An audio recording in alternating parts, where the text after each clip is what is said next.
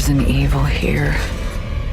Something I've felt before. I loved Last Rites. You both were a great addition, next generation of paranormal investigators. Mia, for you first, this was, you're in the unique position of stepping into the role for as the third actor in it. How did it feel to be picking that torch up? And also, did you do any research outside of the script to kind of, situate yourself in Judy's life at that time? Yeah, of course. It's always a little bit, you're always a bit apprehensive when you're picking it up from somebody else, or, Sterling and Grace in this case. But, absolute respect for their performances. We're seeing Judy a lot, quite a bit older now. So, of course, she has to age. I took pieces from their performances, but Michael was really focused on wanting, allowing me the space and the time to breathe within creating a role for myself. And I had a lot of gems and pieces from Judy Warren, who is still around, of course. And she gave me so much information and was really, generous with her time. We spoke in depth about what it was like to grow up as a Warren and, how she felt. The mantra that I'm actually ending up sharing quite a lot, but I think it kind of says it all. She doesn't want anything to do with it.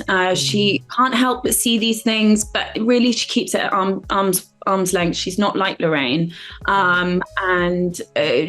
Judy told me that she used to say, don't look it in the eyes, don't give it recognition. And that was something that I took with me with this character. I'm such an energetic, sort of kind of big cookie person. And so it was really difficult for me. It was a challenge. It's an actor's challenge to play a role where you're keeping that all in and it's sort of bubbling, all the tension. So I definitely used my own energy, tried to bottle it and keep myself grounded with Judy's mantra.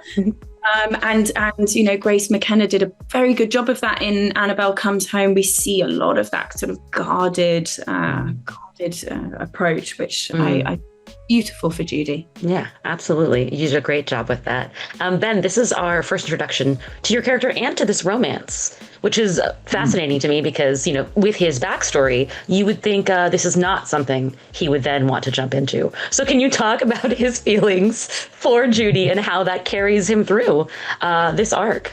I think he's a very traditional guy in many senses, and I think he's also a romantic. So I always thought that the second that Tony saw Judy, he had that spark and kind of sees it as love at first sight and will do anything and everything to be with her. And sure, you could say there's a lot to take on, maybe, I suppose, as part of the Warren family and part of that universe.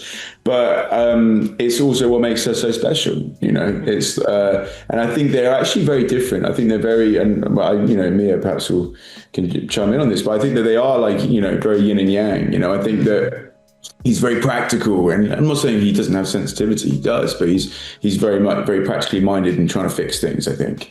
And and Judy, not to speak too much for Mia, but is very empathetic and intuitive, and in ways that he's not so developed in. So it was really interesting to explore that together. And Mia and we did explore that together in research beforehand, and then throughout on set. So yeah, it was a really cool experience. I love that. You both were wonderful together. And, I've heard this is the end of part 1 or phase 1 of The Conjuring. So if, Tony and Judy felt like doing a little bit more, I wouldn't mind. Let's promote that. I'd love to come back with Ben and see more creepy stuff. Let's do it. Yay. Thank you both so much. Have a wonderful day. You so much. This thing in your house is a demon.